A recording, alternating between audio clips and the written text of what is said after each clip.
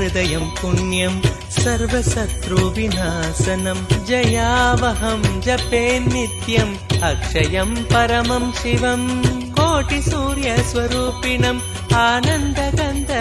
ईश्वरम् भक्तहृदयनिवासिनम् नित्यानन्दं नमोऽस्तुते कोटिसूर्यस्वरूपिणम् आनन्दगन्ध ईश्वरम् भक्तहृदयनिवासिनम् नित्यानन्दं नमोऽस्तुते सर्वमङ्गलमाङ्गल्यं सर्वपापप्रणाशनं चिन्ताशोकप्रशमनम् आयुर्वर्धनमुत्तमम् कोटिसूर्यस्वरूपिणम् आनन्दगन्ध ईश्वरम् भक्तहृदयनिवासिनम् नित्यानन्दं नमोऽस्तुते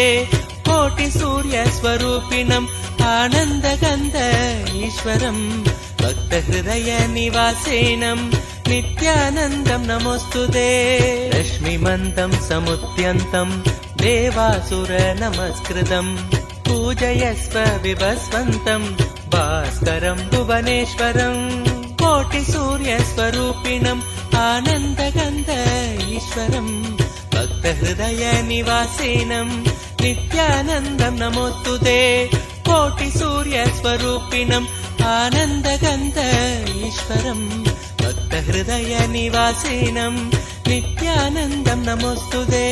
सर्वदेवात्मको हेश तेजस्वी रश्मिभावनः एव देवासुरगणान् लोकान् पादिकबस्तिभिः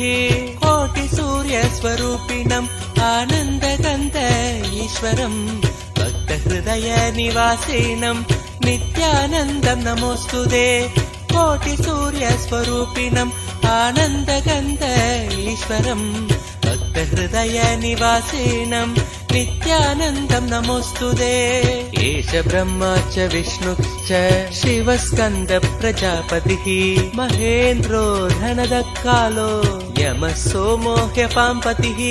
कोटिसूर्यस्वरूपिणम् आनन्दगन्ध ईश्वरम् भक्तहृदयनिवासिनम् नित्यानन्दं नमोऽस्तुते कोटिसूर्यस्वरूपिणम् आनन्दगन्ध ईश्वरम् भक्तहृदयनिवासिनम् नित्यानन्दं नमोऽस्तुते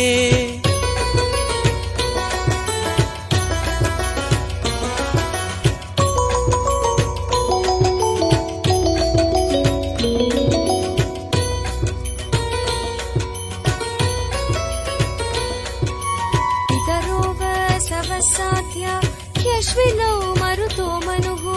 वायुर्वाग्नि प्रजाप्राण ऋतुकर्ता प्रभाकरः कोटिसूर्यस्वरूपिणम् आनन्दगन्ध ईश्वरम् भक्तहृदयनिवासिनम् नित्यानन्दं नमोऽस्तुते कोटिसूर्यस्वरूपिणम् आनन्दगन्ध ईश्वरम् भक्तहृदयनिवासिनम् नित्यानन्दं नमोऽस्तुते आदित्य सविता सूर्य खगशोषागभस्तिमान् सुवर्ण सकशोभानुर्हिरण्यरेता दिवाकर कोटिसूर्यस्वरूपिणम् आनन्दगन्ध ईश्वरम् भक्तहृदयनिवासिनम् नित्यानन्दं नमोऽस्तुते कोटिसूर्यस्वरूपिणम् आनन्दगन्ध ईश्वरम् भक्तहृदयनिवासिनम् नित्यानन्दं नमोऽस्तुते हरिदश्व सहस्रार्चि सप्तसप्तिर्मरीचिमान् तिमिरोन्मत्तन् शम्भुत्विष्टा मार्ताण्डांशुमान् कोटिसूर्यस्वरूपिणम् आनन्दगन्ध ईश्वरम्